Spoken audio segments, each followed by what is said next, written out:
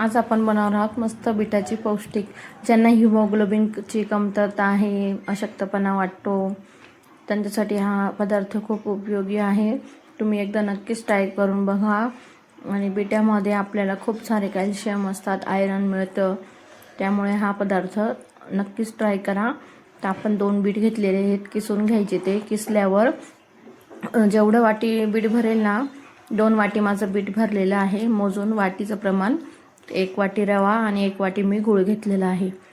तर आपण आता तेलामध्ये रवा मस्त तूप टाकून भाजून घ्यायचा आणि रवा बारीक मंद आचेवर बारीक गॅसवर ब्राऊन होईपर्यंत भाजला की तो काढून घ्यायचा। आणि त्यानंतर आपल्याला बीट घालायचं। बीट पण मस्त परतून घ्यायचं, जेणेकरून त्याचा जो वास आहे ना, उग्र वास येतो त्याला, कडसरपणा तो निघून जाईल। मस्त मंद आचेवर छान शिजू द्यायचा। मग गूळ घालायचा। गूळ घातला का झाकण ठेवून एक 15 ते 20 मिनिटं शिजू द्यायचा मस्त बारीक गॅसवर। आणि मग त्याच्यामध्ये रवा घालायचा। रवा घातला का माझ्याकडे थोडी मिल्क पावडर होती, वेलची पावडर पण तुम्ही घालू शकता। मिल्क पावडर नाही घातली तरी चालेल, स्किप केली तरी चालेल, माझ्याकडे होती म्हणून मी घातली। आणि मस्त हे मिश्रण परतून घ्यायचं। एक 15-20 मिनिटं झाकून ठेवायचं। झाकून ठेवल्यानंतर छान असं मऊ मिश्रण रेडी तयार झालंय। एका ट्रेला मी तूप लावून घेतलं, त्यामध्ये हे मिश्रण ओतून घ्यायचं। मस्त सेट करून घ्यायची बर्फी आपली।